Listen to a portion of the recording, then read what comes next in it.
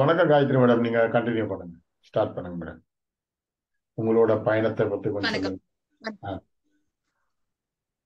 ஆ, sir. நான் காயத்ரி பிரகாஷ். பிரகாஷ் சாரோட wife நான். நான் ஒரு பிரைவேட் ஸ்கூல்ல ஒர்க் பண்ணிட்டு இருக்கேன் சார். பிசிக்ஸ் டீச்சரா இருக்கேன்.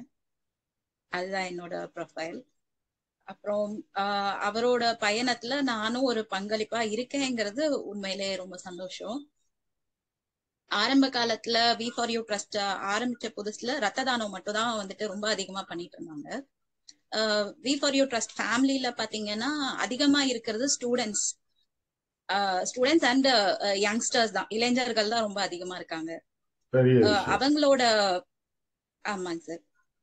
அவங்களோட அந்த ஒரு அவேர்னஸ், சொசைட்டிக்காக அவங்களோட டெடிகேஷன், ஒரு கான்ட்ரிபியூஷன் உண்மையிலே ரொம்ப வந்துட்டு ஒரு உள்ளார்ந்த சந்தோஷத்தை கொடுக்குது.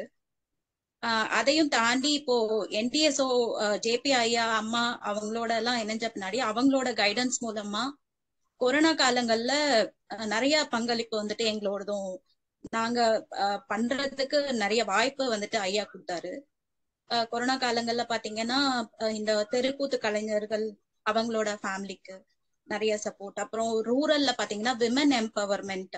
இப்போ கிராமப்புறங்கள்ல லேடிஸ் வந்துட்டு அவங்களோட சப்போர்ட்டிவ், அவங்களோட எக்கனாமிக்கல் இதுக்காக வேண்டி டெய்லரிங் கிளாஸஸ் வந்துட்டு ஸ்டார்ட் பண்ணி அது கொஞ்சம் பண்ணிட்டு இருக்கோம் சார். இதையும் தாண்டி பாத்தீங்கன்னா மலை கிராமங்கள்ல இப்போ கொரோனா காலங்கள்ல டீச்சர்ஸ் வந்து சரியா அவங்களுக்கு ரீச் ஆகாம ஸ்கூல்ஸ் எல்லாம் வந்துட்டு ஸ்டாப் ஆகி குழந்தைங்க சிரமப்படுறப்ப ஐயாவோட கைடன்ஸ் படி அங்க வந்துட்டு மாலை நேர வகுப்புகள் வந்துட்டு ஆரம்பிச்சு அவங்களுக்கு தேவையான சப்போர்ட், அவங்களுக்கு தேவையான மெட்டீரியல்ஸ் ஐயா மூலமா வந்துட்டு எல்லாமே கிடைச்சது. அதை கொண்டு போய் சேர்க்கறது அதெல்லாம் உண்மையிலே ரொம்ப சந்தோஷம் அளிக்கக்கூடிய வந்துட்டு விஷயங்கள். குழந்தைங்களோட படிப்பு சம்பந்தமான விஷயங்கள் வந்துட்டு இப்போ பண்ணிட்டு இருக்கிறது உண்மையிலே ரொம்ப பெருமையா இருக்கு, சந்தோஷமா இருக்கு. இதை தாண்டி வந்துட்டு உணவு கொடுக்கறது, இவர் டாக்டர் வேணுகோபால் சொன்னது போல உணவு கொடுக்கறது, இந்த மாதிரி விஷயங்கள்லாம் பண்றப்போ ரொம்ப சந்தோஷமா இருக்கு சார். நானும் வந்துட்டு இதுல ஒன் ஆஃப் த மெம்பர் அப்படின்னு நினைக்கிறப்போ உண்மையிலேயே ரொம்ப பெருமையா இருக்கு.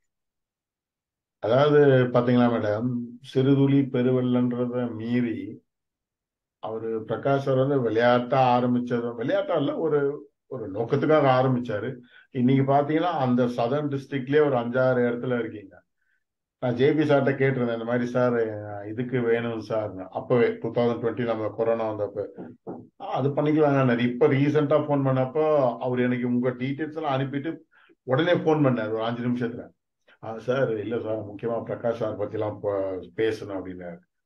என்ன சார் அப்படின்னா, அப்பதான் அவர் சொன்னார், இல்லைங்க அதாவது இவங்க எல்லாம் வந்து நம்ம நல்ல என்ஜிஓ எல்லாம் நடத்துறோம்னா நம்மளுக்கு ஃபண்ட்ஸ் வருது, நிறைய பேர்கிட்ட இருந்து பேட்டர்னேஜ் இருக்கு அப்படின்னா, இவங்கெல்லாம் வந்து இவங்களோட சொந்த ஃபண்ட்ஸை போட்டு ரொம்ப பெரிய லெவல்ல பண்ணிட்டு இருக்காங்கன்றது சொன்னப்போ எனக்கு ஒரே ஒரு சந்தோஷம். இன்னொன்னு வந்து மேடம் சொன்ன மாதிரி நீங்க காலேஜ் பசங்க நிறைய இருக்காங்கன்றது வந்து ஒரு பெரிய விஷயம் மேடம். ஏன்னா இப்ப இருக்கிற சமூகத்துல பாத்தீங்கன்னா நிறைய காலேஜஸ் இருக்கிற பசங்க எல்லாருமே வந்து போற வழி தவறுறாங்களோன்ற ஒரு நம்மளுக்கு ஒரு அந்த அந்த அந்த ஒரு ஏக்கம் இருந்துகிட்டே இருக்கு. அந்த மாதிரி பசங்களெல்லாம் சார், நம்ம doctor Venugopal sir, Vijayakumar sir மாதிரி ஆளுங்கெல்லாம் அவங்களெல்லாம் பிடிச்சி இந்த மாதிரி இதுக்கு நீங்க கொண்டு வந்துட்டீங்கனாலே அதுவே பெரிய சக்சஸ். அது நீங்க வெற்றிகரமா பண்ணிட்டு இருக்கீங்க. இன்னொரு விஷயம், நீங்க இந்த பிளட் டொனேஷன் பண்றதுல வந்து பெரிய விஷயம்.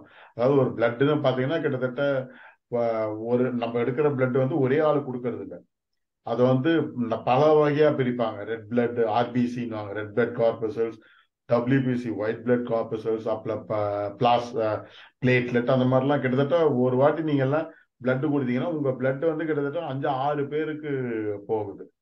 அது ஒரு விஷயம். நீங்க இதெல்லாம் பண்ணிட்டு இருக்கிறதுனால எனக்கு இன்னொன்னு என்ன ஐடியா தோணுச்சுன்னா, நம்ம ஃப்ரெண்டு, நம்மளுக்கு தெரிஞ்ச ஃப்ரெண்டு, என்னோட ட்ரஸ்டி ஒருத்தர் இருக்காரு. அவர் வந்து இந்த ஐ டொனேஷன் கேம்ப் எல்லாம் நிறைய நடத்துவார்.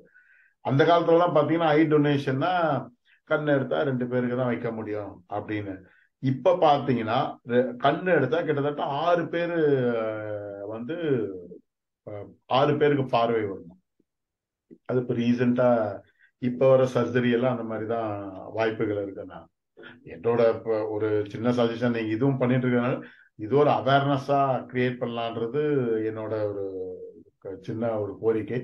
ஒண்ணு. இன்னொன்னு, உங்க பேரே வந்து வி ஃபார் யூ அப்படின்றது ஒரு ஒரு அது ஒரு பெரிய ஒரு கனெக்ட் ஆகிற ஒரு பேரு. டக்குன்னு வி ஃபார் யூ அப்படின்னா நம்மளும் ஒரு குடும்பம் அப்படின்ற மாதிரி. ரைட் பிரகாஷ் சார், உங்க டீம் சார்பா உங்களுக்கு என்ன விஷன், உங்களுக்கு என்ன ரோட் மேப் வச்சிருக்கீங்க? இன்னும் கொஞ்ச காலத்துல இன்னும் நம்ம இவ்வளவு எல்லாம் பண்ணா நல்லா இருக்கும், அந்த மாதிரி என்ன மாதிரிலாம் பிளான் வச்சிருக்கீங்க, சொல்லுங்க சார். Yes sir. இப்போ ஆரம்பத்துல இருந்து வி4யூ வந்து ரத்த தானம் சேவை தமிழ்நாடு முழுவதும் வி4யூ ஃபேமிலியோட அதுக்கு மிகப்பெரிய சப்போர்ட். ஸோ அதை தொடர்ந்து நம்ம தருமபுரி மாவட்டங்கள்ல குறிப்பா வி4யூ இன்னும் தருமபுரி மாவட்டங்கள்ல செய்யக்கூடிய அந்த சேவை தமிழகம் முழுவதும் தெரிகின்றது. இல்லை இன்னும் இங்க தருமபுரி மாவட்டங்கள் அளவிலே நம்ம பல அமைப்புகளோடு சேர்ந்து பல சேவைகள்ல களங்களை நம்ம பயணிக்கிறதுக்கு ஒரு மிகப்பெரிய வாய்ப்பு.